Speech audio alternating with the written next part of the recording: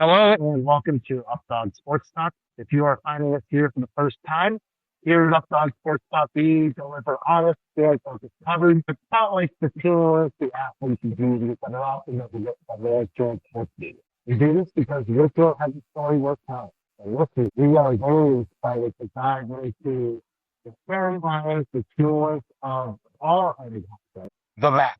Our podcast, we like to we're both going to do it outside of the Jonas Club. I have a special guest with us. Hello. Thanks for having me, Justin. As always, I really appreciate it.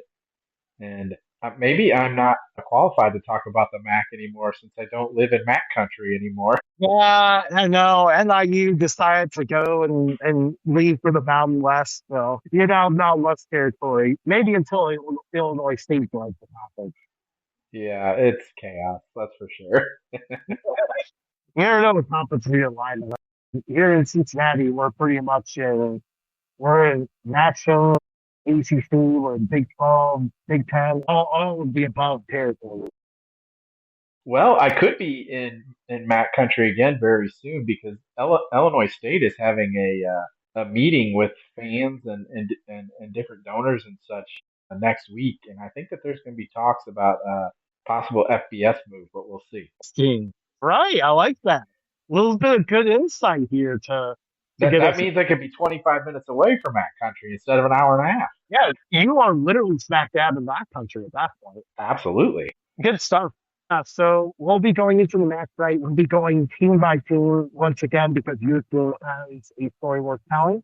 So we'll be looking at what each team's biggest strengths, biggest reasons to be excited about 2026. What concerns, what might keep you awake at night, trying to think about your tour, and what does success look like in 2026. So this preview will be a nice, insightful look, not the deepest preview, otherwise we just recorded with last all night. You will find a more in-depth preview every match program on our Substack. But for some, Bobby Wilson also has his preview going on where he goes position by position, by four. You can expand upon your preview. Well, I'll be the first to say that the way I do previews isn't necessarily for everyone. I understand that. I come from a coaching background. I'm a former college head basketball coach, so I tend to want to dive into position by position and break it down that way. So the way I do it is a little different than say the way others do it. I don't like doing record predictions and such. I'll give variances on where I think that they might land, but at the same time, that's I don't feel like that's my wheelhouse. But like I said, like I try to give coaching insight more so than like this or that or whatever it may be. Yeah, absolutely. Yeah, I very much enjoy your coaching insight. Like, I think that's the beauty of our community, at least on Twitter, is like, all of us Hmm. my team previews, but each of us has like a different perspective. So well, even though I'm working on my own previews, I enjoy reading yours because it gives that kind of coaching insight to me. We will be giving some predictions tonight. Each of us will be giving a potential sleeper and our topic tip. We'll be doing that here at the end of the episode, but to start off, let's jump into the two of these headlines just before this recording. Actually, is this. Someone's going to be their optical coordinator for the Robin Morris series, so that will be pretty exciting. What is another thing to be most excited about? Well, as funny and as quirky as that offensive coordinator for the first drive thing might be, this offense is actually going to be pretty good. Their running back Jordan Gant is he's a really solid player. I personally drafted him on my college fantasy football team. This guy he's a good player. He maybe other than Jalen Buckley, I think it's those two. Jalen Buckley from Western Michigan being the best back in the league. They got a really good receiver and Marcel Williams as well. He had a really good freshman season. Akron's lucky that they kept both those guys out of the portal because those two guys I firmly believe could have gotten some good money somewhere. You look at their quarterback situation. I think guys that are crazy college football fans like us will remember Reese Poffenberger from U Albany the year he had while he was there, that last year he was there, I should say, he was fantastic, and he's just kind of he transferred to the FBS level, and he's been behind two really historic type guys going to Miami. than last season. I believe Oklahoma State, if I'm not mistaken. So I mean, he's had some kind of bad luck when it comes to the guys that he's been behind. But at the same time, like he's going to come in here, and I think that he could really do some good things. This, like I said, this offense I think could really do some damage. And with their head coach Joe Moorhead, that's his focus, obviously. This this team could be fun to watch. It really could be. Yeah, I'm very excited, and you've got exactly what I was probably most excited about with this team is the additional Reese Poffenbarger. Expanding upon that a little bit, like he transferred to Miami for a great year at Albany. I think at that point, like he was actually slated to be a starter. Don't forget, Cam Ward came in late onto that team. So when Cam Ward comes in, he was to be the number one overall pick. The next year, of course, it's very easy to get these two up. It was North Texas, North Yes, Texas. North Texas. That's my fault. They're the same team. North Texas, at least if the Cliff Notes were to do the lead, who went toe to toe to Mexico, who ended up being a top 10 quarterback. Actually, you either Reese Poffenbarger as your star quarterback or a top 10 quarterback. It's a win for you. Yeah, you got all the work done out there. I'm very excited about this Akron offense. Um, I mean, the defense does have but a sneaky good element to it. The defense was pretty feisty last year. It's kind of funny because, like you said, Joe Moore had offensive minded philosophy this year. So, what is your biggest concern? Well, I think I'll just say the defense as a whole, but I'll focus on potentially the secondary, where it's all new starters, all new guys back there. In the MAC tends to be kind of it depends who you're playing, obviously, but the MAC can be pass heavy again, depending on who you're playing. So they're going to be tested week in, week out. And you kind of look at who they play early on, going to Wake Forest, going to Minnesota, hosting UNLV. You're going to play some offenses that are going to move the ball down the field a little bit. So I think that would be my concern number one looking at. Yeah, and really that schedule for sure is something that I'm not a big fan of. You got three really tough non-conference games, although I do think it's really cool that UNLV is traveling to Akron. I think that's kind of a unique cross-sectional game there. But that is really difficult. Really, their draw within the MAC. I know the MAC is a little bit unpredictable sometimes, but for the most part, it feels like Akron drew a lot of those. So not only do you either need to pull a big upset, or you're potentially looking at 103 in the face. 103 out of wins, you got to go 5-3 in that place just to make it whole. So that's going to be pretty difficult schedule. And also, I think kind of, you know, that schedule of like if you could call on depth front on the defensive line, I feel like kind of because depth was a little unfair. So we hope not to see that get tested. You never know what the team. Yeah, I agree. I think you just go down the line of the defense and you just maybe question the depth across the board, honestly. Yeah, especially with like playing a physical team like Minnesota, that's gonna be pretty tough. Mhm. But what's the success look like for the Akron Zips? Well, I think they surprised a lot of people last year, going 5-7 and 4-4 in the league, not being able to make a bowl last year. I give them a lot of credit for finishing the way that they did. I mean, they played with a lot of pride and they played hard and they improved throughout the season. So you got to give them a lot of credit. They won 3 of 4 to end the year, so you hope maybe that builds a little bit of momentum. But like we've said, that the opening of that schedule is tough. But at the same time, like maybe they can pull off an upset. We'll see. But I think again, just showing that you're continuing to build, I think is important for this program. I think if you get to 5 wins again, I think that's impressive.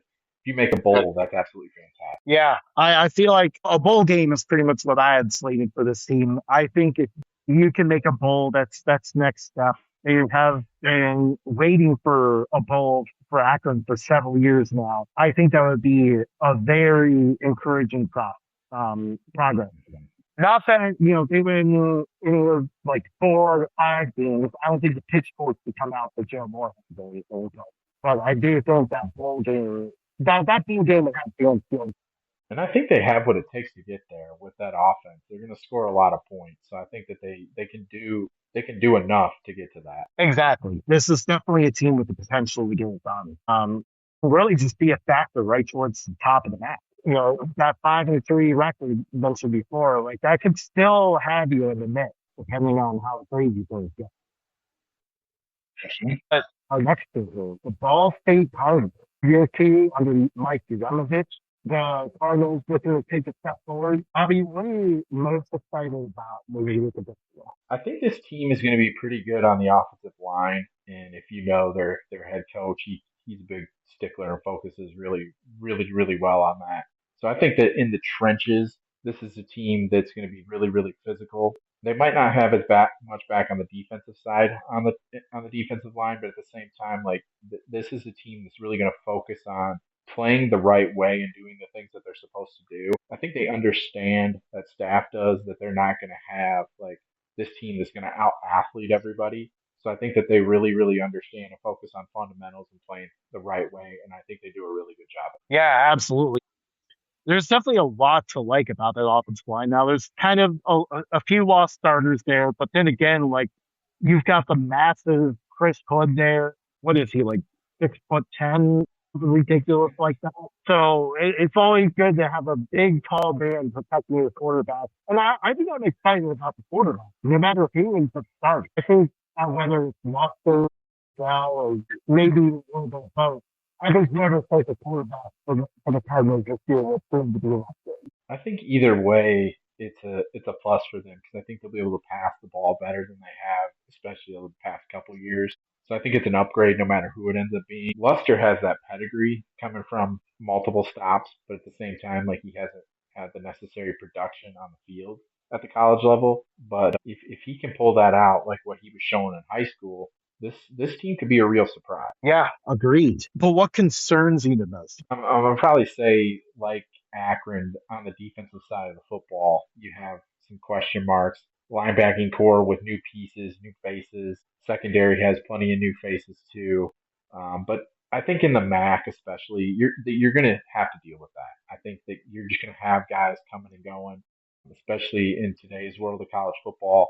I just think that that's something that these programs got to live with, and they just got to continue to work through it. And I think programs like Ball State, with the coaching staff they have, I trust that staff to do it the right way, and I think they'll find what works for them. Agreed. And overall, unlike Akron, State doesn't appear to have that star that can kind of be a little bit of an equal. I think that's kind of one thing to watch there. But really, for me, I want to see the team play better on the grade this year. I think last year, Jeremiah Junior one helped us, really establish Muncie is a tough place to play again. I know that's been a nightmare for academics for years. They brought that back, taking down Ohio last year.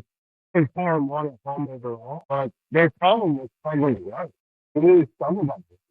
Once again, this year, they only have 500. If you're going to make a bowl, including home games are pretty tough. You've got to upset teams at home, or you still have to go on the road and win at least one of them. Exactly, and I'll just share this story. I visited Muncie a couple years ago. UConn played there, and they laid an absolute egg. They should have won that game. I was not very happy, but at the same time, like I had on a UConn hat, and their fans were thanking me for being there, and it's I think that that's probably the first time that's ever happened. Now I've been to like Iowa State where they've done some really cool things from a fan perspective, but I was just really impressed by the fans that were there and the fact that they would thank somebody who's there to watch the opposing team. I thought that was pretty cool. That is pretty cool. Overall, like they seem like a nice, friendly environment. And this year, I'm hoping to make it to a Ball State game. I've not been there yet, and I'm looking to experience that. So hopefully, I can make it to one of those. So, there's the jokes out there, but in all reality, it just seems to work on my calendar where I might be able to go to the Ball State Sacramento State game. You can kind of put your hopes on the games for that. But if I'm going, I'm looking to do the professional capacity, which I'll avoid. Yeah, I just had to share that because it was a really cool experience, just like a really good group of people, and as you go to away games, like I try to be impartial, obviously, but I think everybody knows my love and passion for UConn football. So when they're that close to me, I had to go, and I'm supporting them, and at the same time, like just for them to do that, I was very that stuck with me. Yeah, that's really cool. And it makes you want to root for them a little bit. Like, Exactly. yeah. Yeah, they're a good group. At least all the Ball State fans I've interacted with have all been really good to me. So looking forward, to hopefully more of it. But what does success look like? What will make those Ball State fans happy? I mean, of course, you want to go to a bowl game, obviously, but I think just seeing progress, I think that's important. They went 4-8 last year. I, I, I, I don't want to say it's a stretch for them to get to a bowl this year, but I think it'll be a little bit harder. I mean, you got to go to Ohio State, you got to go to Liberty, you got to go to Northwestern. That's not easy by any means. So you got to make your hay in conference play. You got to go 5-3 in conference play at least. So can they do it? I mean, I think the MAC is wide open to where anything's possible. And if they get the quarterback play that I think that they could potentially get, that offensive line plays at the level that they're capable of, and the defense steps up, like anything is possible. But I just think you want to see progress. Now, what does progress look like? I think from a fan perspective, you look at wins and losses, but I think that you can look at this team. Maybe they have the same record at 4-8. Maybe they're 5-7.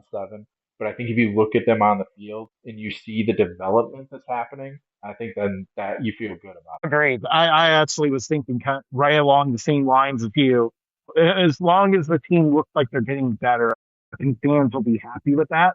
I think really the only number that sticks in my mind is going 4-4. I think getting a 500 record in conference play feels like pretty good progress. But yeah, I feel like that. I feel like that looks like good progress for them. Especially off where, okay, you're feeling pretty promising. Maybe a little more continuity. We're looking at Ball State potentially going for a bowl or even more. Like that. it. I agree. Now, next, we go to Ohio. There's the Bowling Green Falcons. Here's two under Eddie Joy. What do you expect from the guys that don't play for you? Robbie, what do you see as the biggest strength or reason There's not a lot of to returning Eddie? starters, that's for sure. But at the same time, like there's some solid players on this roster that I think you can get behind. I think the quarterback transfer of Austin Novosad, if you know his background and how highly touted he was as a recruit, I think if he plays to the level he's capable of, that things could take off at Bowling Green. I mean, this young man was behind Bo Nix, Dylan Gabriel, Dante Moore. I mean, he's had to work through it, but he's learned from some really good players. And obviously, if Dan Lanning and that coaching staff think you're good enough to be on that roster, you obviously know how to play football.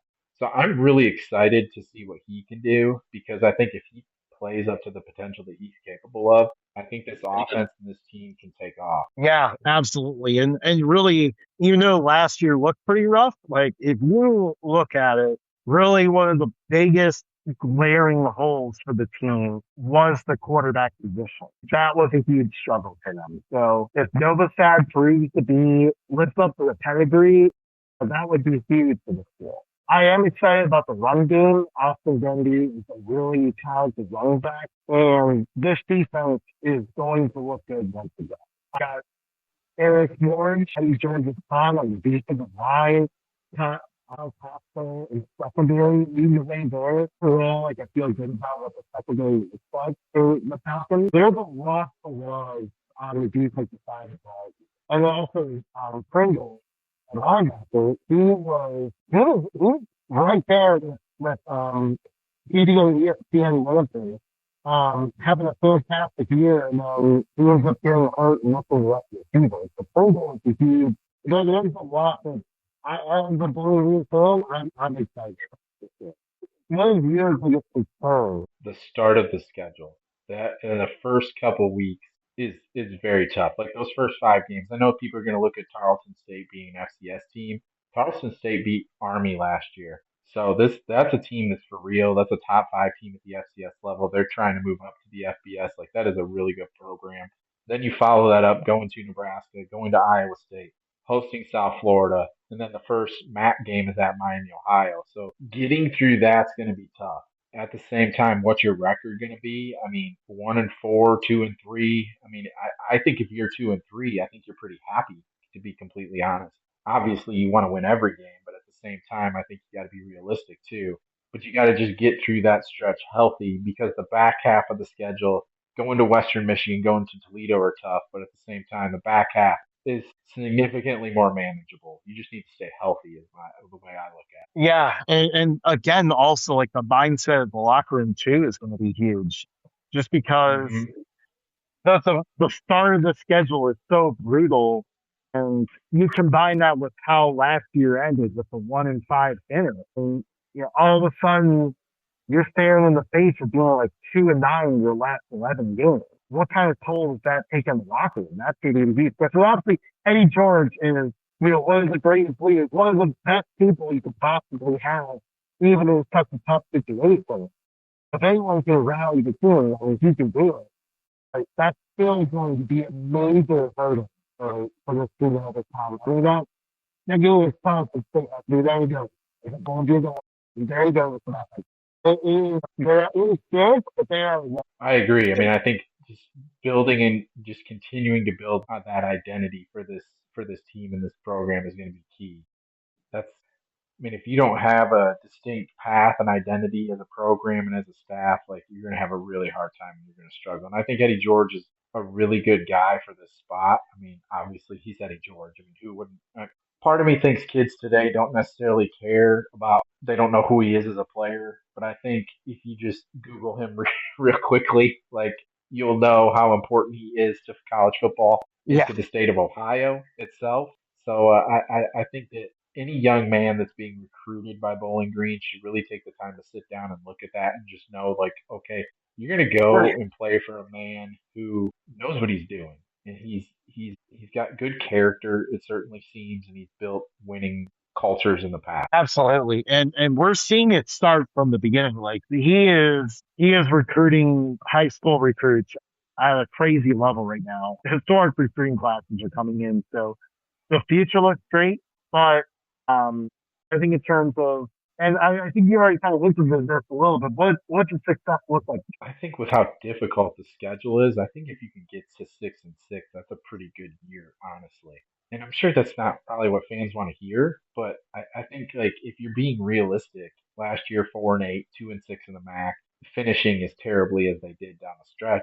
I think if you can manage that early stretch like we talked about, and if you can get to a point by mid-season where you're 1-4, but then you win say 3 of 4 or 4 or 5 or whatever it may be, I think that really shows significant progress right there. Agreed. As an alum, I want to see us just, I see it. I want to see us just make a bowl. I'll be very happy with that. Now, I want to get to the MAC championship eventually again. Not been since I was in college there. And there's like a group of us that we're saying like, anytime they ever make it, we're all going. I'm waiting to go back. I want to get to the MAC championship. Might not be the year for it. I'm not going to rule that because, the path to really take off. The sky's the limit. It might not be the fastest thing, but still, like, yeah, you have a better, like, yeah, a bunker and showing tangible progress. The offense in particular, finding who your quarterback is going to be. I would go for the two big keys. Yeah, I think you get those two figured out. I think it's pretty good. I agree. As an athlete, would also like to see a bowl win because that also is not happening. Next, we just see the Buffalo Bowl. So do you want to keep Lambo? Very strange young situation as well. One, they rapidly overachieved. You two, kind of didn't pull out as expected. Ended up missing out on the bowl. Now the Bulls like to try to get back. It's like two. I I might sound like a bit of a homer here, but I really like Josiah Gathings, former UConn Husky. He was also at Akron before that. He was an All MAC performer at Akron. Goes to Buffalo. Really, he's been a really solid receiver for them. They lost some really good receivers to the Power Four ranks, so I think he's going to play a big role. But I also think that the secondary is going to be really good. So I look at that secondary to take care of business and kind of be like a no-fly zone type of team, where teams are going to have to run the ball against them to beat this team. Yeah, absolutely. Really, secondary, it's had its struggles the last couple of years, but with so much continuity back there, I'm expecting a huge step forward. So I'm in the same boat with you on that one. And yeah, overall, there's just a lot of instead of trying to go the route that some of these teams go, or trying to find your journeyman quarterback out of the portal, I think they got some promising young quarterbacks that are really pretty good. And I'm expecting to see to get back to that more gritty physical style.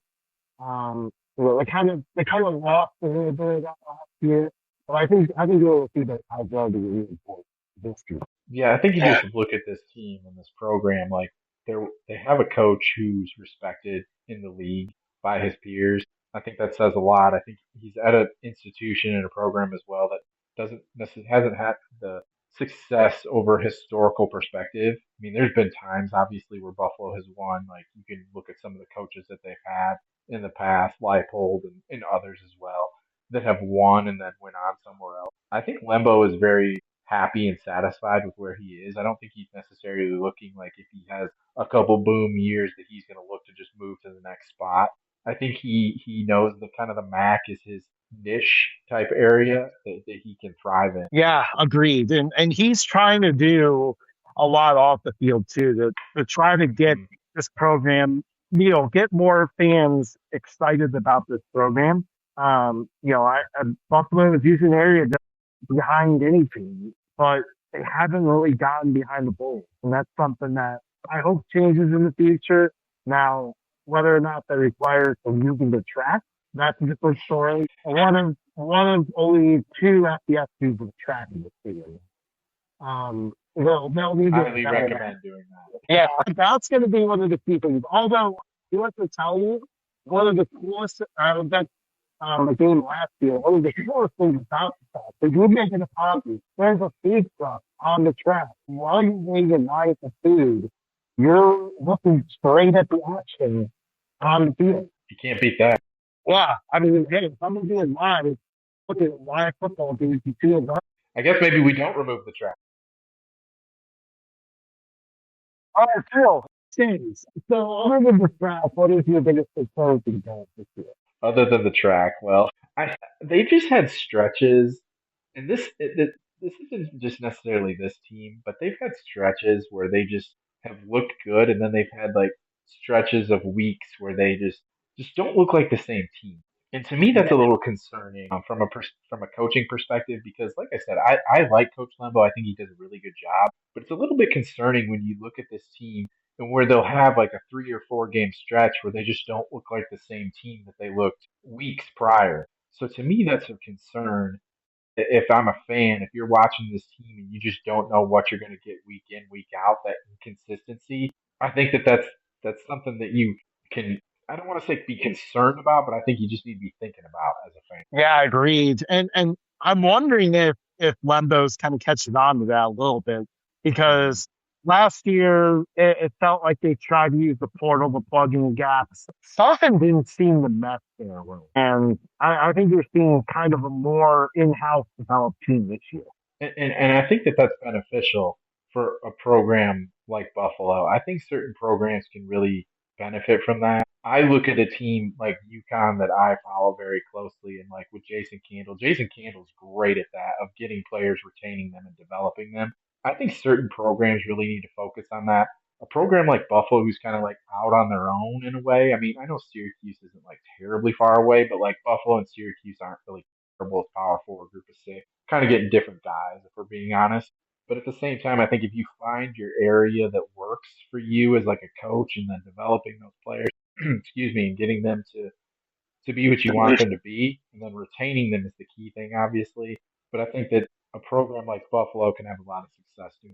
Completely. And I think in general, one of the other areas I'm looking at kind of while they're trying to play tougher, I do think that run defense is something they'll need a big step forward there. I'm not sure if I see an obvious massive over 300-pound man that's going to suddenly step in and help that. So they'll maybe get strategic about trying to stop the run a little bit better. And they definitely have a rough go with that. I do think the game is probably flipped a little bit because last year they had a lot of problems with like 1 or 4 losses. Then actually the game I was at, they finally flipped it and won the 1 or 4 game. Um, so maybe they didn't get tighter passages all of that. Yeah, I think that's going to be really a big thing. One of those one score losses against UConn, I wasn't upset. Yeah, and that's the thing too. Like those, some of the one score losses were against Troy and UConn. Like those are good Mhm. games. You think, I hate to sound like a broken record, but I think like for most of the MAC teams, I think success looks like bowl eligibility. I think that this is a team though that can strive for more than that, getting to the 7-5, maybe even 8-4 mark. Like if you look at their non-conference schedule compared to other teams in the MAC, like U Albany at FIU, at Penn State, Robert Morris. Now you're playing two FCS teams, so that's obviously a ding against you. You got to get 7 wins now, depending on what happens from a bowl perspective. But at the same time, like you can gain some momentum against that schedule. I think they can certainly win at FIU. I think FIU's well coached, but that's a more than winnable game for Buffalo. Penn State's got a new team. You see MAC teams upset Big Ten teams. I'm not saying that that's going to happen, but like crazier things have happened, obviously. So I think that this team, I think a bowl game, like I said, is a good season, but I think that this is a team and a program that should strive for a little bit more. yeah, man, Buffalo upsetting Penn State. I just Now, keep thinking, oh, that's in my head. That would be absolutely glorious. Yeah, give me that all day. That would be fantastic. Yeah, we would have to take Buffalo top 25 possibly. But again, not calling are you sure? We can still. that. I mean, the last I was at the NIU upset over Notre Dame, so anything can happen. True, especially in the MAC. But yeah, I'm thinking a winning record. We're looking for them getting around that 7-5, 8-4 range would be successful.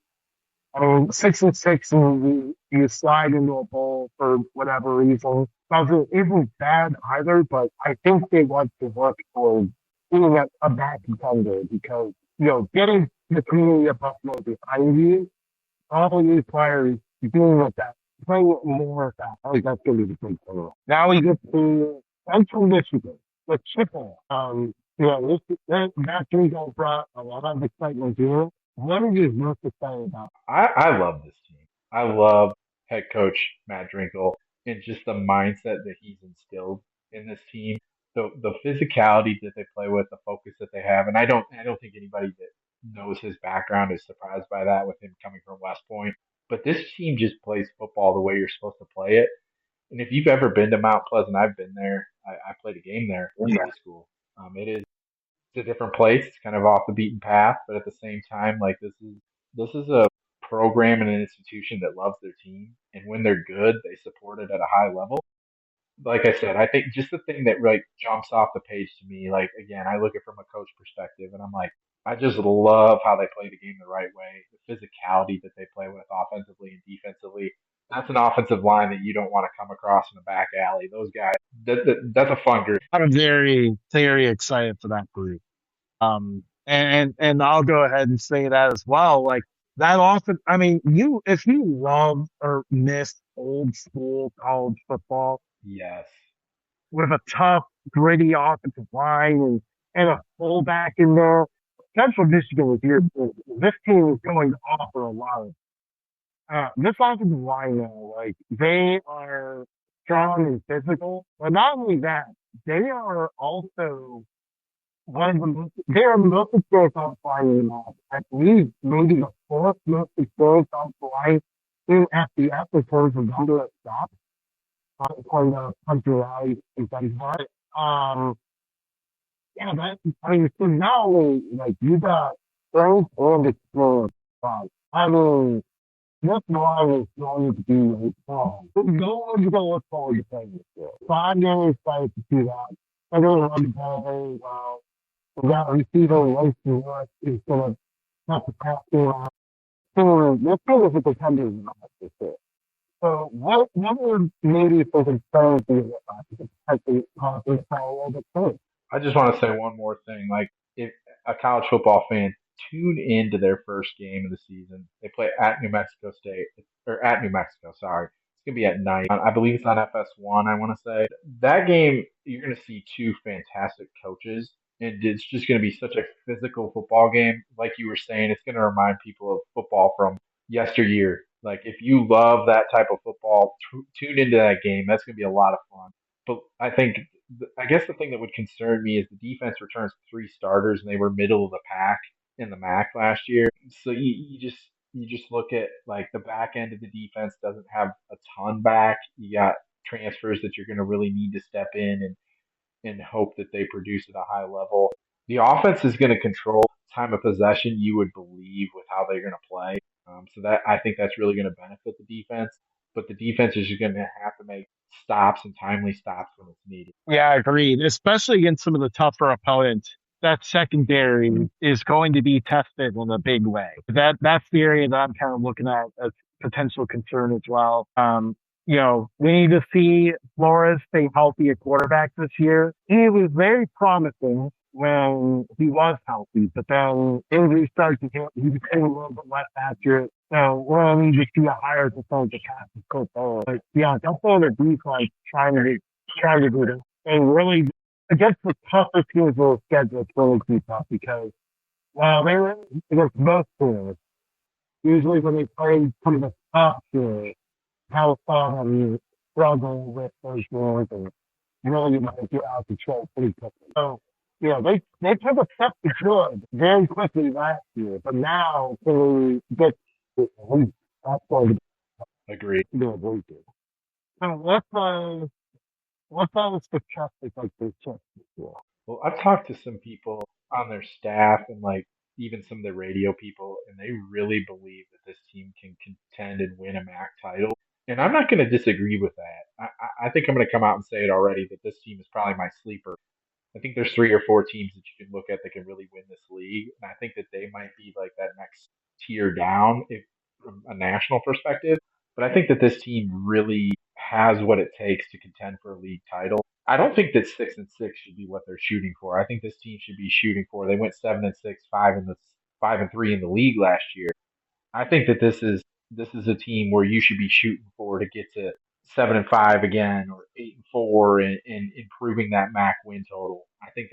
I don't think you're looking to stay the same. I think taking that next step, maybe going 6-2 in conference play. They get Western Michigan at home. They're playing Eastern Michigan at Ford Field in Detroit. They got to go to Ohio, but the rest of the MAC schedule sets up really well for this team. Honestly, there's a stretch from October 17th until November 18th where they don't leave the state of Michigan for a game because there's that game at Ford Field and then everybody else is at home.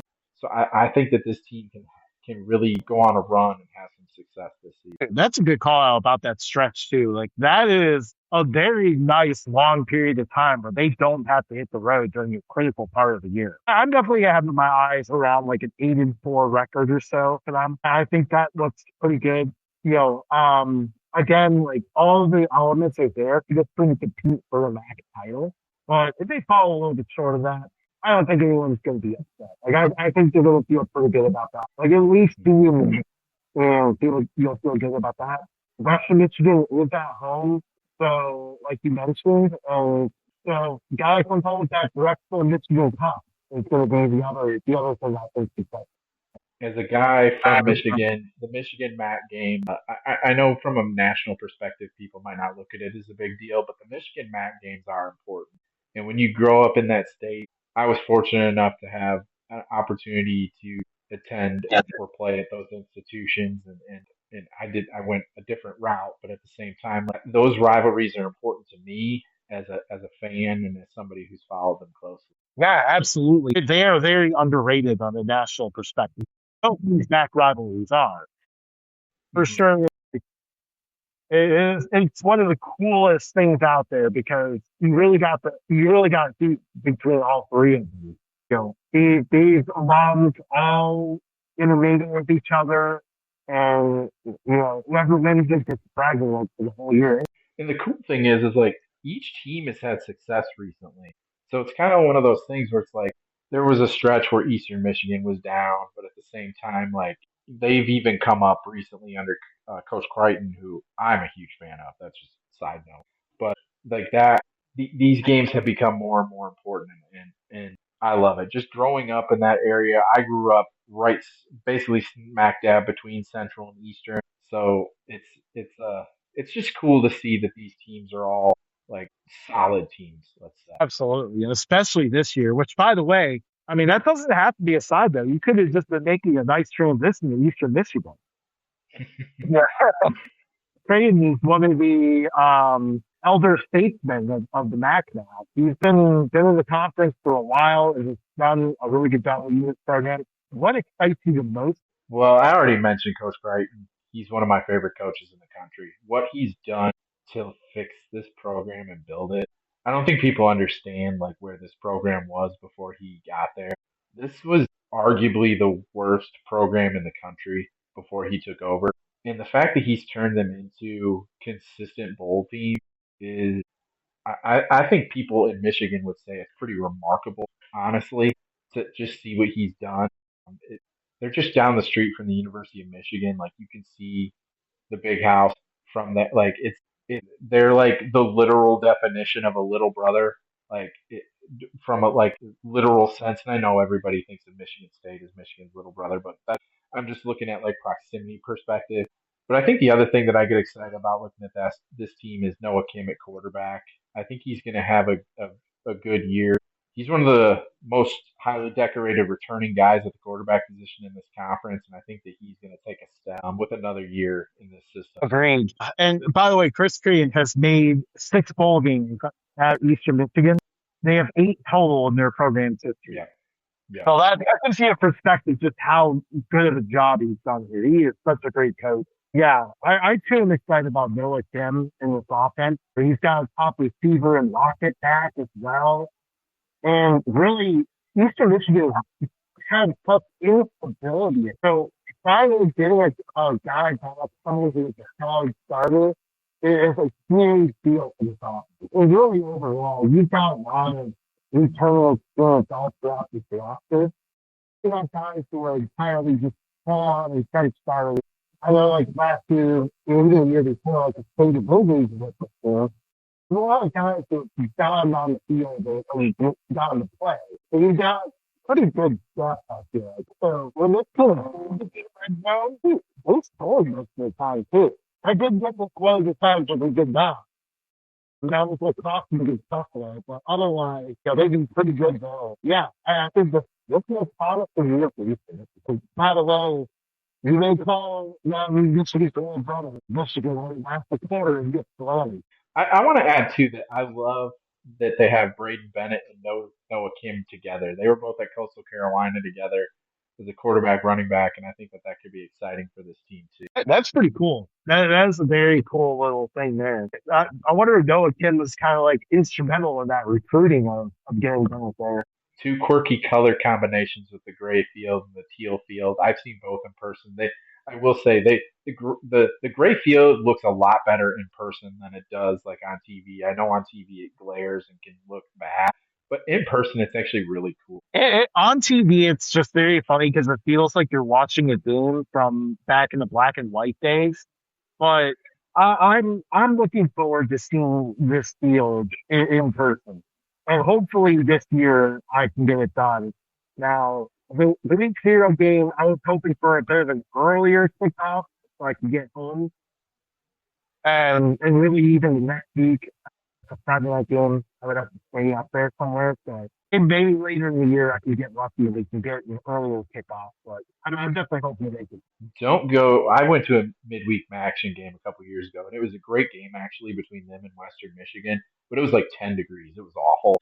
I grew up in Michigan, but I'm a little bit older now, and I like grew up playing football in Michigan and outside and all this and that. Like it's what you do and you deal with it. But I'm old now, and my knee is terrible. So like that was a tough night. Yeah, that will be a little bit cold. Yeah, I remember the only game that I may have potentially have gone to that I potentially would have gone to last year. They were playing Western Michigan. I think that was another one that was like really cold. And my optimistic side was like, oh, I just got back from Colorado. I'm gonna make the trip up there. And I took the week of Thanksgiving. I realized like Those midweek action games are not for the faint of heart for fans. No, they are not. It was a cold night. I definitely remember a few of those. before you. I'm saying for the entire thing, but there's one game that was especially cold when DZ is playing Ohio. What this kind of doing last week? He just jumped all over him. It was like 40 feet and nothing at halftime, and I was like, I've seen all I need to see. But what concerns other than the weather do people you commit to? The run defense, just absolutely dreadful last season. Allowed 232 rushing yards per game last year. Like you can't do that. Like you got to be better. If they don't improve that, 4-8's on the table again. If they do improve it, I mean, you can get to bowl eligibility. I think it's. I don't ever think you want to say it's that simple because I mean, obviously there's other things that you can improve, but like if you can just be a competent run defense, I'm not saying that you need to be good or elite. You just need to be able to stop a nosebleed. Let's say they couldn't even do that last Yeah, yeah. I mean, early in the year, optimism quickly waned when the long on shots ran all over them. I made my attempt at New England accent there. Yeah, when they couldn't stop them from all, you knew trouble was on the rise. They're going to have to get creative and find a way to do this because this is another thing where I kept looking like, I mean, my preview is that I'm just doing as of this recording, so I'm still kind of working on it. But so far, I've not seen like 300 plus pound man, that would plug up the hole. We're going to have to find a way to do it. year. Absolutely. Again, kind of a broken record. I think success is bowl eligibility. I really do. Like you mentioned earlier, 6 out of their 8 bowls in their history under head coach Chris Crichton. If he can continue to work that magic, I think that's great for this team. The defense, again, like we kind of just said, they have questions. The offense, you think, will be ahead of the defense. How quickly can you get that defense to shift and do what you want them to do? They get 2 games early at home against Sacramento State and San Jose State. I think it's kind of odd that they're playing 2 California teams. Of course, one of them's a conference game now. We don't have to get into that. But those are 2 winnable games. And I think if you can get off to a good start there, then you feel good moving forward. Absolutely. And week zero matching. Also, very disappointed that somehow that game did not get a TV slot. I don't know how that was possible. I think also, I'm going to agree with you on this one where a bowl game, I think, is going to feel good for them. And back for a bowl, maybe winning it will feel good. This is a team that has to start pushing towards a winning record. Maybe wins is part of it. It really does. Those first 2 games really set the tone. Like, you could be now and feel really good, or even with one of those other things are looking a little bit. Now you get to the Penn State Golden Classes. Our Carnival's first year was absolutely miracle. Everyone considered it to have banged the water last year. They didn't even get the bowl game. They were literally one play away from the bowl game. It's like to the most opportunity this year. Mark Carney's so good. I mean, to do what he did last year, coming off of what they were coming off of, that's one of the best coaching jobs you'll see. And I know that they went 5-7, 4-4 in the league, but if you look at where they were the past couple of years, this was probably the worst program in the country, other than maybe UMass. But at the same time, like what he did was just flat out remarkable. I love their quarterback, Drew DeShields. I played the position, so I love watching quarterbacks, and he just plays the way that you want to see a MAC quarterback play. I love what he can do. I think they have some really good skill guys at the receiver position. I like some of the transfers they got at running back. They just have really. And then the other thing I love about this team is the culture that he's built, and to do it as quickly as he did is pretty remarkable. Just looking at it from a coaching perspective, he got the job so late, and just to see what he did is I just applaud that so much. It's really remarkable. Building a culture is not easy, but you just see some of these coaches, it just seems natural to them. That's kind of where it's really difficult to know they could do that until they really get the shot. He's one of those guys where it just feels like he just knows exactly what to do to get a strong culture. Mm-hmm. So I'm very excited to see that again. It really just make a rain fun to go into. This is a team that could score in the front. They got speed all around the receiver. You got Lee Harris back. I'm expecting Tom Reelis to start. was Toledo and college football. I'm expecting them to be more involved in the offense. Last year, he was mostly an impact on return. Actually, personally scored, if I'm remembering correctly, he scored a return touchdown. I think he didn't want to receive a touchdown. I think it was like a 90 something yard receiving. Then this guy is striking. What do you see as potential concerns? the the non-conference schedule is always just so difficult for this team. They have to play 3 games every year to make money. That's just the state of their athletic department and the program. Going to South Carolina, going to Ohio State, going to South Florida is extremely difficult. Obviously, I mean, I think everybody understands what's going to happen in the Ohio State game. You're going there just to look respectable. I think going to South Carolina, like I'm not going to say they're going to win, but I think they can at least go there and like put up a good showing and a good fight. Because I don't think South Carolina is Beamer's coaching for his job. I think that they'll be fired up for that first game, but at the same time, like I think that there's the potential. Like, do they look ahead to future SEC games? And because they play Alabama pretty early, they play Mississippi State early. From their perspective, so are they looking ahead? Um, South Florida in October that I mean, it's a kind of an odd spot for a non-conference game, but at the same time, like that's a new team too, so it's like, can they go there and maybe surprise? I will say, like, I know I just mentioned like the non-conference schedule is concerning, but I think that this is probably the most favorable non-conference that they've had in quite some time. Like you look at last year, they went to Texas Tech, Florida State, and Oklahoma. Like goodness gracious, what are you supposed to do? And I know a couple years ago they went to like Georgia, Washington, and there was somebody else too. So it's just They like, did man, Oklahoma that time too. yeah, and they were awful. Like they were just horrendous. So it was just like, I know they got to get these payday games, but like I think they can at least put up a fight in a couple of these games. Yeah, agreed. Yeah, definitely playing South Florida is kind of helpful. And man, I was really hoping they would get the return game of that one too. That wouldn't just be a bye game. If Bowling Green was able to get a home game against South Florida, I'm hoping that Kent State can get that also just because it would be great for Kent State to see a home game against, a non-conference, non-FCS. We could still join. Eventually they'll get them again. For me, one of the other concerns I'm looking at is just, I want to see this force to stay. They just, their drive for either they score quickly or they go 3. Well, let's see them get some more first downs and lose the ball. The way they played last year, I feel like it's a tough crowd. It's just working a lot. On the defense, the defense did a pretty solid job. But I think this year we just need to see the team drive a little bit more.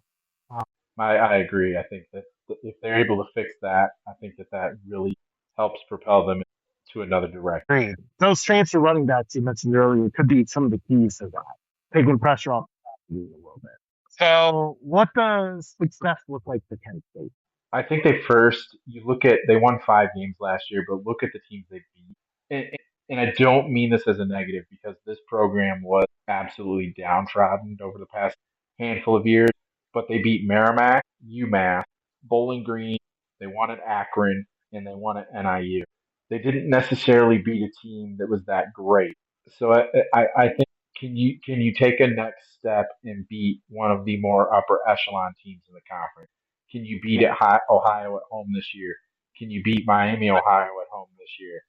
I think this is finally a year where you can say that Kent State can absolutely do that. I think that this team should absolutely strive to make a bowl game this year. I think improving that conference record to 5-3 or better is something that they absolutely should be striving to do, and I think it's well with what they have in place here. So again, I think making a bowl at Kent State is tremendous. So I mean, if you do that, you feel really really good. Great. I feel like for them, you would like to see the schedule kind of pan out a little bit more, where instead of playing some of those teams that are top 4 in the MAC preseason poll, playing some more of those toss-ups at home would have been nice in pursuit of the poll. Because again, like you're looking at a situation that probably need to be 5-3 in conference to make one. But I'm looking at the bowls as the goal as well. I think that would look successful. If they end up 5-7 again, or season slightly regress before they, as long as those things don't look awful while doing so, they're competitive, it's just doesn't quite work out. you're getting to things like Miami and Ohio at home is tight, at least. So I think it's still feeling pretty good, even though it's still probably not to make a bowl. But I am enjoying it. Agree. Well, where do I start? You know year in year out with Miami, Ohio, that you're going to have a really good defense. You're going to have a top 25 special teams unit. So I think that's where you start. You look at like the offense needs to continue to develop, and I think it will.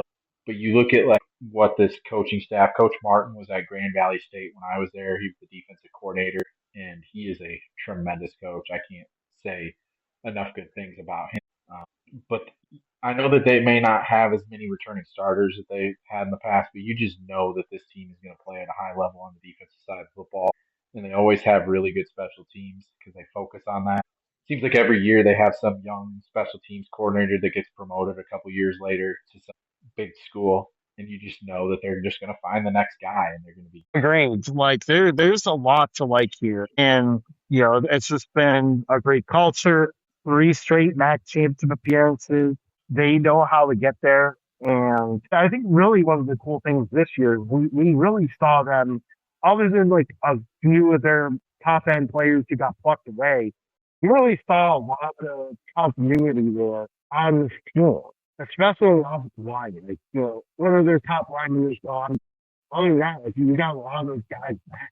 That unit is going to be really solid. If Rodney Nelson, a running back, he was really going to have a new threat in that run game. I'm really excited to see that. Overall, I think the other East level of the school, they were so specific, but they were able to add more in the portal than they lost something that we haven't seen from Miami in the past. It's really a reflection of what we're seeing with this program now, where they are aggressively investing in sports because they want to remain the top echelon team in college football. And I think that's just the best to have a program that's as serious about the team as mine. exactly. And it's a huge thing because just even a few years ago, Miami's NIL budget was very, very low. They were happy. And now all of a sudden you fast forward a few years and they're able to compete with they're able to compete with our energy, or at least the starters. So what does Taylor do with that? I think the number one thing is the potential quarterback situation. I know Thomas Gostowski has some experience, but it's not a lot. The transfer they got in David McCollum doesn't have experience at all, really either. So I'm not saying that it's an issue, but I think that you have coming into the season, going to Pitt that first game, like Pitt's going to have, that they're going to have an elite defense.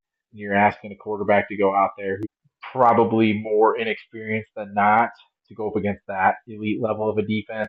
That you could have some question marks. And I mean, later on they play Cincinnati, who is another power conference program. Another one of their non-conference games is against UConn. Jason Candle's going to know Miami, Ohio, and what they're going to do. So you kind of look at some of those things and say, okay, what does the quarterback situation look? Yeah, that's going to be a huge difference maker for them for sure. Like, Gokowski was, I mean, considering the situation that he came into with how crazy things went toward the end of last year, he performed admirably considering that. Right. But needs to work on completing more passes, really just kind of getting in a better passing rhythm of the offense is going to be important for Miami this year.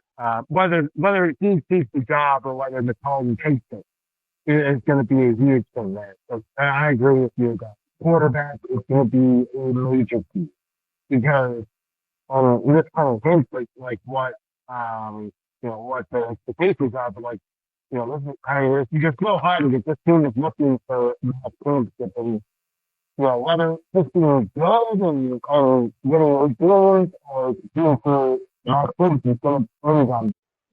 They've been to so many consecutive MAC title games that it's like you just don't see teams continuously do that in the MAC.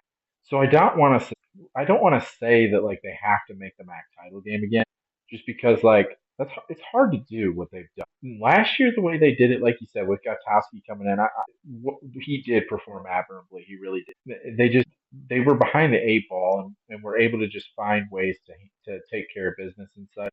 I know I talked highly about the defense but there is not as much returning from a starting perspective. So I do think that they could take a slight step back. I mean, this is still going to be one of the best teams in the conference, but I think like if this team goes 8-4, 6-2 in the league type of thing, I think you feel really good. Maybe if you don't play in the MAC title game this year, I don't think it's like an end all be all type of thing. Like, it's hard to do what they've done. Agreed. Yeah. Getting to four straight would be quite the feat. I mean, like, it's one of those weird things where at the same time, this was really the first year we've seen where we're seeing a little bit more continuity than we've seen in the past. Some guys gone, like you mentioned, but there's more continuity here than we've seen from them in a while. It would be disappointing for this of all years to be the year they fall short. I also, like you said, hundreds of Phillips salaries are going to go off if we go 8-4. Right. Next, we look at the Ohio Buckeyes. Another coaching change, but this program is going right in the mix of the top of the notch every year. What are some traits that excite you about this year? I mean, it's kind of crazy to think that this program has won 40 games in the past 4 years with the amount of coaching turnovers that they've had. I just think you have to applaud them for that. That's just so impressive. I think the thing that I look at for them that I think is the most impressive thing coming into the season is that linebacker unit, and then probably the defensive line as well. I think the front half of their defense you feel really really good about, like Jack Fry's at linebacker and some of these other guys they have back there. All three starters return at the linebacker position. I think that's obviously extremely valuable. And then there's good pieces on the defensive line that you feel good about. I think that front of the defense you get excited about because the offense is going to have it's going to look different. Duncan Brune at running back is good. He's a good athlete, but he's one guy. You need other guys to emerge. Yeah, agreed. Again, like I'm excited about this defense as well. Like I think this is going to be one of the best defenses in the MAC. So that is going to keep Ohio in a lot of games. Now it's all about like what the offense looks like. I like the quarterback options they have. I feel like whoever they end up with starting will end up being pretty good. But it's really going to be interesting to see how that plays out. But no matter what, I'm never looking at the defense. It's going to be really good. You know, just the culture has been very strong. Carry them through a lot of things, but the culture is very strong. What do you look at? I guess you look at the offense and you just say, like, I think Matt Visa coming over from New Hampshire, he's a good quarterback that was productive at that level, but it is a different level at the same time. How does he transition, if he's even the guy that gets the job? I think he will, but how does he make that transition? I think the wide receiver position, you're looking for some guys to develop. I think that's really important. You look at that, like, there's some guys that return, but at the same time, I think you're going to really need transfers to step in and develop. Same thing kind of with the offensive line as well. Another guy I want to talk about, Victor Rosa, coming in from UConn. If he can get out of his own head, that young man is very, very talented. And what I mean by that is he's let fumbles kind of get the best of him sometimes. And if he doesn't, the ability that he has, I don't want to compare him to this player, but like he's got Christian McCaffrey qualities. He's nowhere near the player, but he has some of those qualities as a runner and a pass catch. That you just get him in space and you watch him do things. If he can just hold on to the football, he's going to be a real game changer for this. Yeah, absolutely. And at receiver, there's just no replacing Chase Hendricks. He was Right. a major star for this team. One of the other things I want to look at is like, I want this team to kind of cut down the mistakes a little. Like, it wasn't a huge issue every week, but you saw those issues come up. They let the Rutgers game. They probably should have won that one. They let that one slip away. And mistakes, especially cost them in that Ball State Red Bull, kept them out of that title game. So you look at that and you need to clean those folks up, especially because you don't have, Parker Navarro or that. You don't have two hundred for retriever. So the fact that you're able to kind of, well, Navarro also was mistake prone. He was able to help cover up those issues as well. You don't have that this year. So they're going to do a little bit more mistakes. Really, this year is going to be a test. How much turnovers and mistakes support. First coach in 3 years. You can't have that without being a little bit concerned that that could always impact the team. I don't know if it's to be true, but that's something like I'm looking at as a potential. I agree. Like I know I mentioned 40 wins in 4 years with the turnover that they've had. I think this coaching change this year is obviously different with what transpired. So what does that look like? I mean, I think that the schedule is manageable. Like you look at their non-conference schedule and you say like they go to Nebraska, but other than that, like you look at their non-conference and you're like, hey, they could gain some momentum. So I think that's going to be key for them as well. Go to Nebraska, stay healthy, look respectable, but then come back from that and you can really build off of it. So what does success look like for the Bobcats this year? I know they went 9-4 last year, 8-4 regular season, 6-2 in the league. I think that they're capable of doing that. Like you look at their non-conference after Nebraska, it's Jacksonville State at South Alabama and Stone. I personally think that they can and probably should win all three of those games. I think Jacksonville State will be a dogfight just because of the physicality that they play with. But at the same time, like that's a game you can win. Then they go to Kent State. Like, that's a winnable game. Then you host Central Michigan. You go to Sacramento State. It's like I think that they can stack wins here. I really do. To when they get to that back half, when they have to go to Miami and then they host Toledo, they avoid Western Michigan. I think that's important too. I think that this team can stack wins. I think you get back to 8-4, 6-2. I think that's absolutely doable. Yeah, agreed. I think that would look good.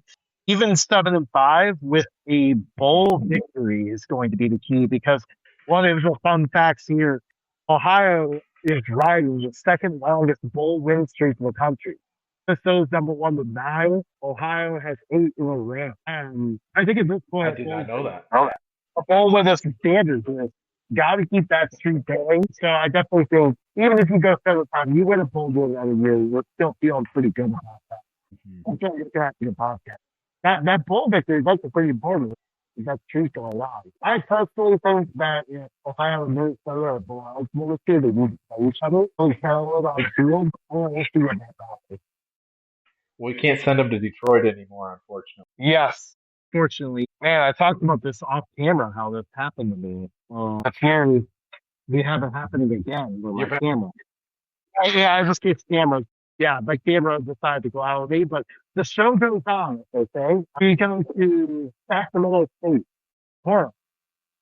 Let's do it down the map. Kind of crazy. Let's get to know. I think that they have some players defensively that are solid players, like Derek Houston at linebacker, Xavier Williams at defensive end, that you can get excited about. I also like their quarterback, Carson Conklin. He's returning to Sacramento State. He left to go to Fresno State last year, but in 2024 he was an FCS freshman All-American at Sacramento State. He threw for a ton of yards and had great production there that led to going to Fresno State where he started a handful of games. But I think he's going to come back here and have some success. And I like their coach, Alonzo Carter. I think he's a perfect hire here. I'm not saying it's going to be great year one because this team was built to be an FCS independent, and I'll get into what that could lead to when we talk about the negative and what I think could be the biggest detriment potential. But this is a guy who's applied for the head coaching job at Sacramento State every time it's been open while he's been a coach, and I just think that story is so cool that he wants to be the head coach of this program. I think that just says a lot. And when you have a guy who wants it, like just absolutely wants to be there, I think he's just going to build it into a winner. Like I said, this year it might not happen.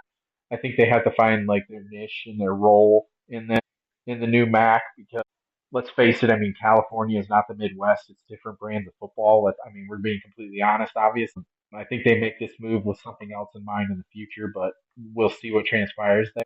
But at the same time, like I think that this team can have success moving forward because they're going to be the quote unquote small school in the state of California for the FBS. And I think that really helps them recruiting at the high school level. And I think that they're going to be able to get some guys from the high school level that they might not have been able to get in the past, and even some transfers coming back that I think are going to be.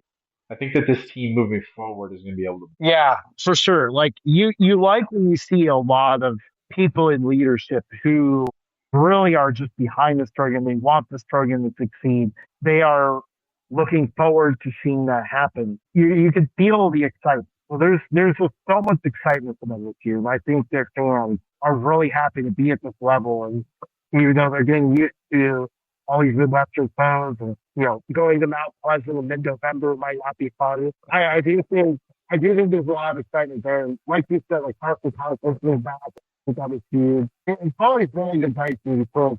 We're starting to see a trend now. We start to see more guys. And it turns out to really work successful when one shows it doesn't work. The problem had no idea when kind of focused the second and third school. So I'm glad to see that. I think some of the people college they brought in for his therapy is also very maybe they might be a school because the ego has. Well, because it's cool to see it. Concern wise, he was not there. I think the thing that I look at with them that could be a detriment, what I was kind of saying before about like this team was built to be an FCS independent. They didn't make the move until after the transfer portal. So normally the thing that you can see the biggest difference between FCS and FBS, besides like North Dakota State when they were a member and all, is the in the trench. There's going to be a difference between looking at Sacramento State in the trenches and looking at say even the top teams in the MAC like Western Michigan and Toledo in Miami, Ohio, and some of the other teams that are at the upper level of the MAC. There's going to be a big difference, and that could be a spot where they really struggle on the offensive and defensive side, getting pushed around a little. Yeah, agreed. Like, really, just in general, the trenches are concerned just even from the beginning, but also when you're dealing with the grind of the FBS schedule week to week, especially in a pretty conference like this, it's going to be that the depth is also a huge problem. Like, if they run into a series of injuries, it gets really scary really quick. It's just how you're undersized and unproven. So that's going to be a huge challenge. And of course, these ranchers are going to be doing throughout the year. So that's something to watch for. Exactly. So what was success look like for Sacramento State in the first FBS season? Well, even in the Big Sky, when they were a member of the Big Sky, they weren't like. I mean, they were good. They were good, but they weren't like Montana State. Good.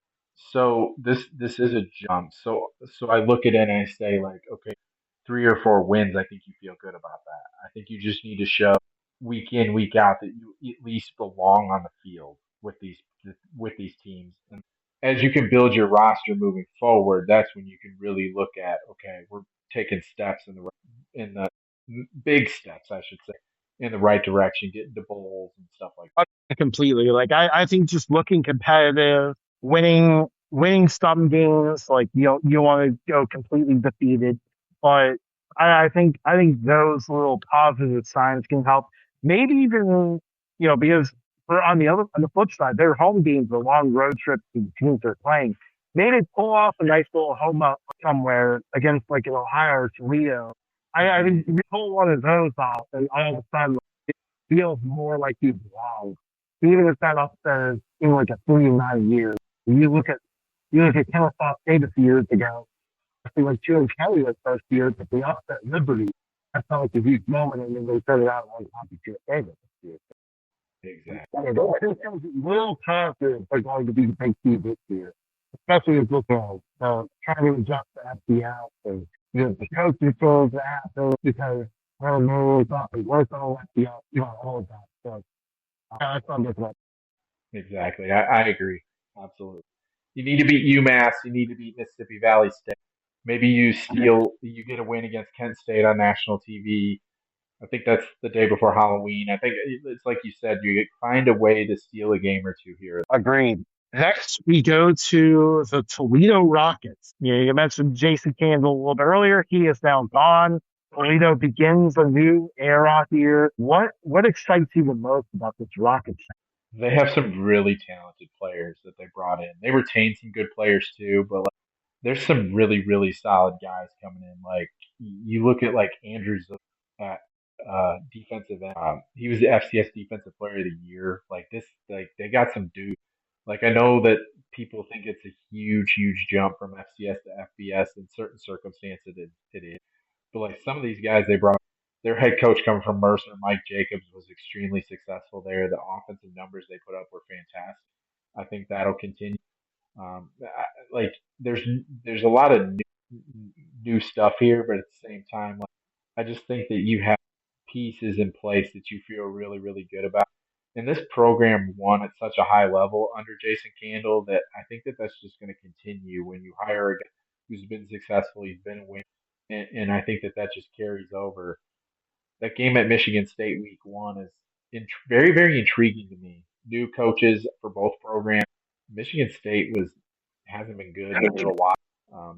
Toledo has been good, so I'm intrigued by that matchup and just the pieces that Toledo has across the board. Yeah, and we know Toledo can definitely create some noise. I mean, 2 years ago they destroyed Mississippi State, ran them off their own field. Last year, you feel like if they didn't make so many mistakes, they probably would have beaten Kentucky. So Toledo always brings it. When you have them on the schedule, you're in for a tough game. The phones in this program are really good. I mean, Mike Jacobs is a great hire to not only sustain it, but even build upon what Jason built because he is, and really like to mix. I like that you're structuring his staff too. Like you've got a lot of guys who've been with them or with them mostly, but then also you mix those the local ties. You discover places from around Northwest Ohio, like Jacobs did, and like for example, if you hire start D2 coaches who are that, or like for example, Harry Allen is really successful Henry this time on the staff. Small moves like that are really this staff is going to look really good by the way. Really expecting this time. I think you have whenever you have this much roster turnover, you initially have questions. There's good players, like we said. I mean, I'm not questioning this coaching staff. I'm not questioning like players and such, but at the same time, like you do have to plug all these guys in, and it has to like gel and come together quickly. And I think that it helps that you bring in a lot of guys from Mercer that know what Coach Jacobs and a lot of the other coaches are expecting. But at the same time, like, there's one, maybe two returning starters on this whole team, and I think that you're asking a lot for a bunch of guys just to come together and gel real quickly. Yeah, absolutely. I was thinking the exact same thing where you have a lot of new and there's always a lot of risk that comes with that. And I think this year you're hoping to see them execute a little bit clearer. They just were not always consistent last year. Just had some games where turnovers really, especially in the offense, just kind of, gave them a hard time. Or I think last year was the Washington State game as well. That one was a mess. Western Michigan, where the offense is back that consistency. So you like to see that in favor. Otherwise, I mean, this is looking like a pretty good team. What does success look like in year one? I think a good year is playing for the MAC championship. Honestly, I mean, I think this team is more than capable of doing it. But at the same time, like you got to get all these new guys to gel. So I mean, you went 8-5 last year, 6-2 in the league. I think they can absolutely do that again. I don't question that at all. So I think that that looks like another good year. As long as you're competing to play in the MAC championship game, I think that that's a productive. Agreed for sure. Like I expect them to be in the mix, but like Mhm. you said, 8-4 doesn't look bad either. Even if you take some lumps early on, because their non-conference slate is not, it's full of opportunity, and I like to say that like when the schedule's tough and all the games are winnable, full of opportunity, but also pretty challenging. Like you've got Michigan State, that's winnable. It's still going to be tough. They're underdogs. Still need to state comes to town. That one's going to be pretty challenging. Challenging. And then Temple can even be improved this year. That was a home as well. So still vote was pretty challenging. Even you got to slow start, but still just a cool conference. I think that still feels pretty good. Like definitely no reason to lose. I think playing San Diego State is going to be tough because this is my personal opinion. I think that that team's going to be really, really good. They might have the best running back in the group of six. Like that's going to be a really good team with a guy who knows to coach against the MAC and Sean Lewis. So that's a game I'm really excited about seeing how that. Shameless plug that we'll be doing a Pac-12 preview together as well. So yeah, so if you enjoyed this, Pac-12 preview is also kind of. But yeah, definitely going to be a tough guy with last year. So yeah, think I think overall though, like you're looking at a pretty good year for Toledo. Next on the list, we have the UMass Minute Matter. Well, obviously last year was last year. To put it in the past. I think it's just there's enough balance on the negatives, but usually what comes up. So let's go extend on the positives and we can kind of brush by the negatives. What do you think about what expects you to look at? Well, it can only go on. You would they played two FCS opponents this year. You would hope that the unthinkable wouldn't happen from that perspective. I think that the thing that I look at this team, like I think they have some pieces on defense. They returned two linebackers, two safety. So I think that there's pieces on the back end of the defense that you feel some confidence. Whereas last year you might not necessarily had confidence in much any. Be interesting to see how the quarterback situation shakes out. But at the same time, like I said, I think the back end of this defense, there's some guys where you're like, okay, we had got some guys that have some experience. They've taken some long, but at the same time, they should be another year developed. They should be used to what we're going to be asking them to do. So after that Rutgers game, you play Sacred Heart and Stonehill, and you should be able to feel good going into that about what you have, at least on the defensive. Yeah, I'm actually going to go offensive with mine. Okay. I'm very excited about Pop Watson. I think he's going to be, well, I've heard in my good sources that he's been the guy since day one, basically. Hmm. Maybe keeping that on the rack a little bit, but he has been the guy. I think he's shown he's performed well in the bowl game a few years back. I was really opposed to the game. He comes here, it feels like he's the guy that's going to bring a lot of confidence, a lot of much needed confidence. I mean, and then we've learned of what you said about the spring game and stuff. You can take it that of what you will, but at the same time, I think it's really helped UMass have a guy that comes in with that much confidence. I mean, it's on defense as well. Murray is, I'm really excited to see another year. It's good to have your quarterback on the offensive side or your quarterback on the defensive side. You've got leadership on both sides that are going to benefit the school, right? What I mean, you look at this team and you just question leadership, and I'm not just saying head coach. I mean, I think it's a tough situation for everybody involved.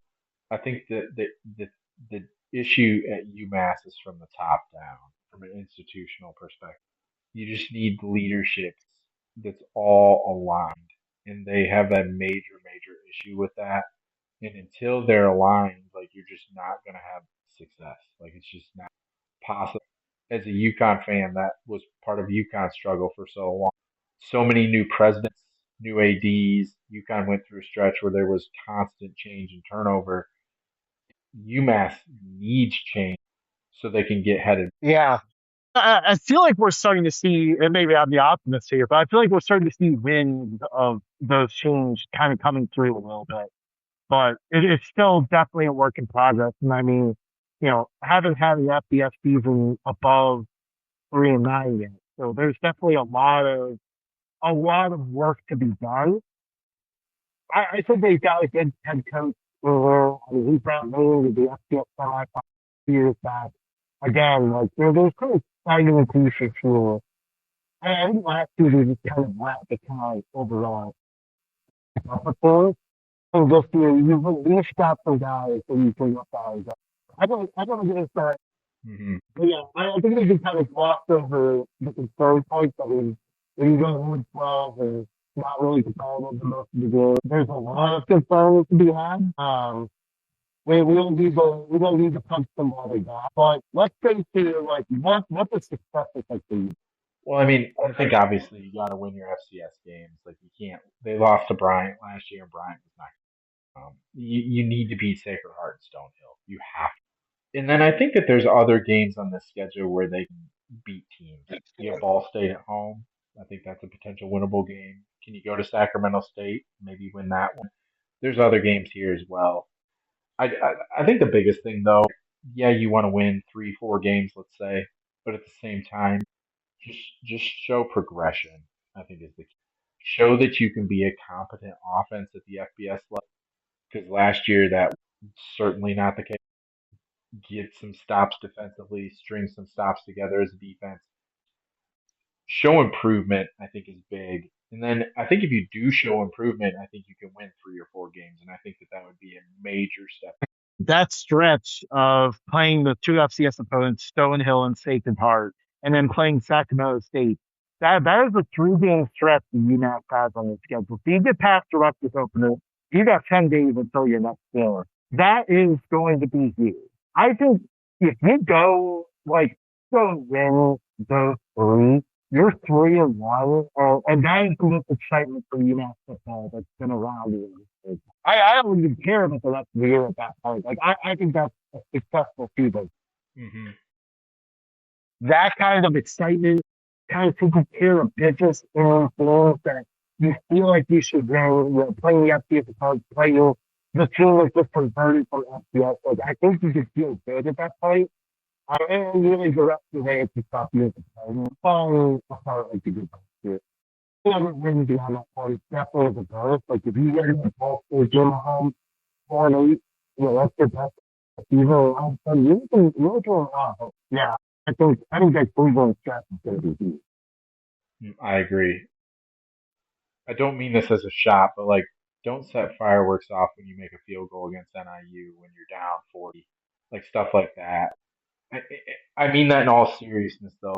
Just look respectable as a program and be respectable on the field. I think that that's like the biggest jump that they Agree completely. Like, I think their fans wouldn't even disagree with that. I think they've been frustrated with the upper tier of management with the program for a long time now. And we would love to see that kind of turn around a little bit because I think UMass fans could get really far behind their program. Like they have a pretty good budget behind them. They just need to get behind and start making sure they like the people.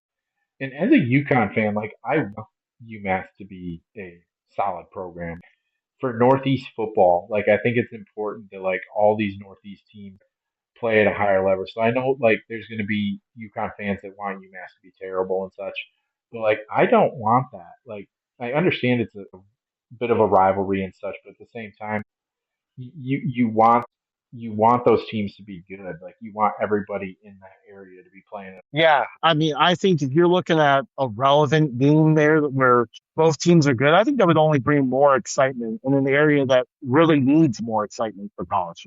Exactly. So we get to our last team here.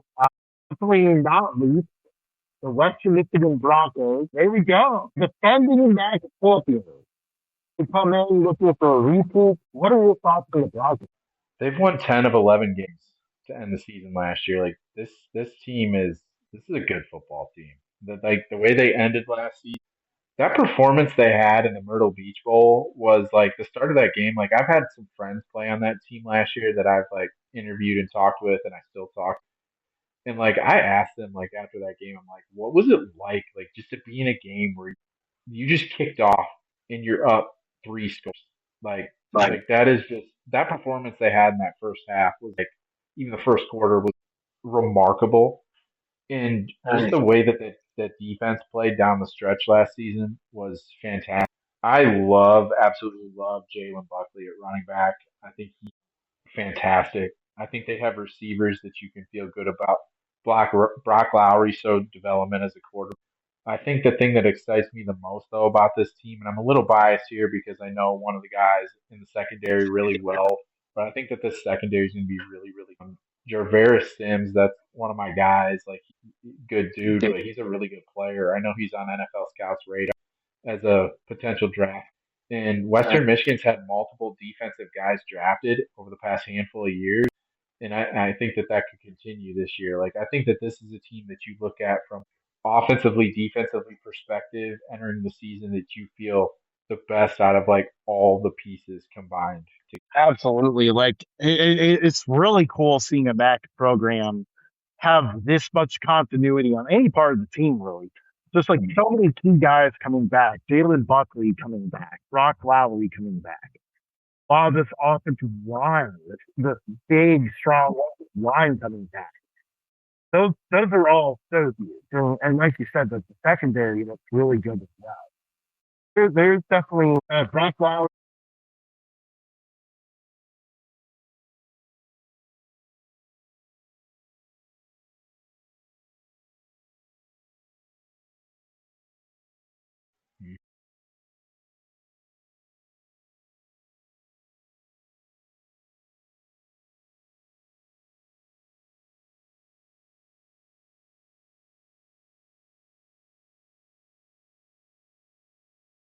So that is very cool. What if those roll up there? That's what we feel like reflected, you know. The one thing I wonder though with this team is like, are expectations too high? It's very hard to repeat in the MAC. That's why it's so amazing what Miami, Ohio has done going to the consecutive MAC title games that they've done. You just don't see teams repeat in the MAC.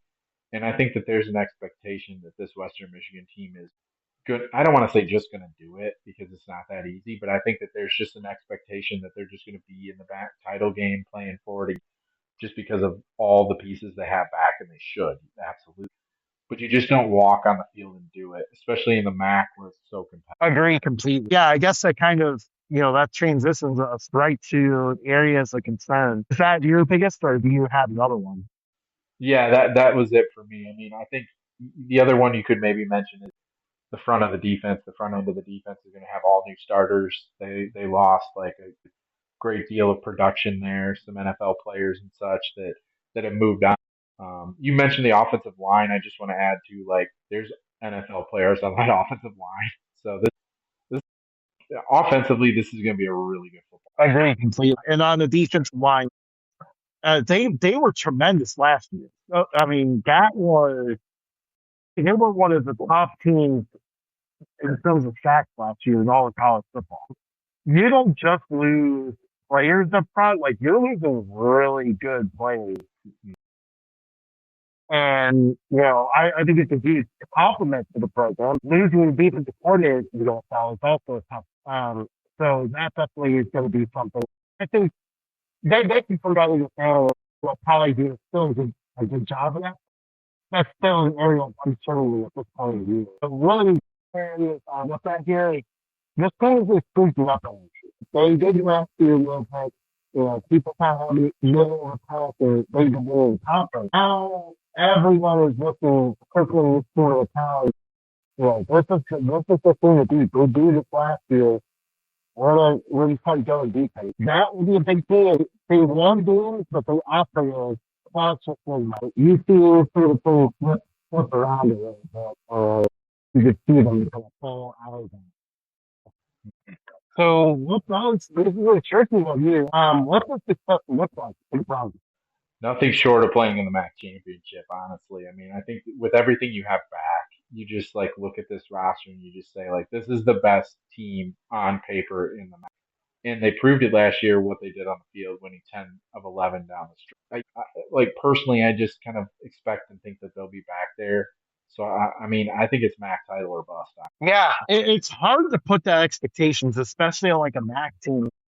At the same time, you're, you know, you're not just a defending champion. Like you are bringing a lot back from that team. So that kind of sets the standard there. It's lofty expectations, but something that you don't get even with the two vessels. Like you don't get that kind of continuity in the office. Everything is short of the MAC title. This kind of feels like a little bit of a disappointment. We didn't really feel good. I don't think that looks bad or but it's just it's one of those things. It's such a great opportunity to hit you. Right, I agree. I mean, I just think he brings so much back that you just, like I said, you're not just gonna do it. Like you got to go prove it. But I think it's like kind of. Agreed. Now it's time for us to do the paper. Our little prediction segment here at the end. Who is your sleeper this year? I think I let that slip a little bit. I think it's Central Michigan. I just love Coach Drink, the mentality they instilled in that program. I think that they're going to make a major step this year at CME. Could be potentially playing for something special. Yeah, potentially. I'll go with a different name here, and I will exclude my Bowling Green Falcons from this. So avoid being biased. I'm going to go with the Akron Zips. I really like what this offense is going to have. I think this team could definitely be a big factor here. That was going to be my next pick. I agree. I think like the skill players on that offense, I'm excited to see what that unit looks. Agreed. And now our max goes to picks. I'm going to go Western Michigan to win, but I'm going to have them play Central Michigan. I'm that high on Central Michigan where I think that they make it. I think the reign of Miami, Ohio going to the consecutive MAC title games ends this year. I say that and it very well could happen. I know how hard it is to repeat in this conference, but what Western has back is just I don't think you can really. I love it. Uh, I actually did not think that we would have any single teams in the MAC title, but we do. And this is going to be kind of crazy because neither one of us is going to have Miami in it.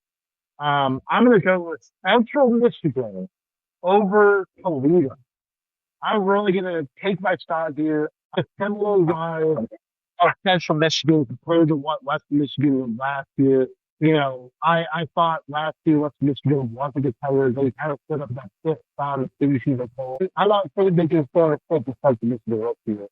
Saying that's the preseason poll. I also did not consider them a sleeper because I considered them a contender. I also took the loss to win the back this year. We didn't get there as well. I feel like in general, like you see a lot of pick four matchups, like I didn't think it's like the Michigan more dominated in Toledo, but I feel like Toledo is the team that I keep thinking like the third or fourth spot. Maybe in the game at higher. I'm just excited to see this conference play out, like because I think that this conference is so competitive from a perspective of I think there's teams that go 4-8 in this conference every year that could very easily be 6-6. There's these teams are so close; they all know each other, and I know that you've added some teams in Sacramento State and UMass, but at the same time, I think the top half of this league is very good, and I think the middle of the are just teams that can beat anybody on any given. Plus, when you play midweek, crazy things happen. So I just think it's just fun to watch this conference, and I know I grew in the right smack dab in the middle of it, so it's just something I've always enjoyed. But at the same time, even now, trying to be impartial as I just love. Yeah, absolutely. And if you aren't familiar with us, like if you're tuning in to us for the first time, I mean, we pretty much live and breathe the MAC here. We went to school in the MAC program. I know I grew up watching MAC football, especially on the 2003 MAC. You can look that up. That was quite the year for the conference. But yeah, like I've always enjoyed this conference. Oh, and the episode, well, before, well, anyway, there's going to be a little bit of, announcement here, but I think either, we currently have a back here in podcast space or a weekly back podcast. So, we'll see what we will be rolling out next month. We'll do a half hour back podcast, lunchtime every month. So look out for that. And Bob, thank you for joining us tonight. It was an absolute blast talking about this topic. If people are seeing the first time, where can they find you? Well, again, thank you for having me. Greatly appreciate it. I know that we've had different discussions and different sports even, and I hope that continues because I love talking about just football and basketball. But you can follow folks can follow me on Twitter X at TNT College Football One. You can follow my listen to my podcast TNT College Football Podcast wherever you listen to podcasts. I'm wrapping up my breakdown series where I break down all 138 teams, and it's obviously quite the undertaking. I mean, it's just me myself, so but it's at the same time it's a labor of love, and I love. Yeah, absolutely. It's a lot of fun. I know, the similar spot like we mentioned open in the episode. It's definitely a lot of work, but it's very rewarding to provide fans, an insight of those teams. Thank you for joining us tonight and have a good one, everybody.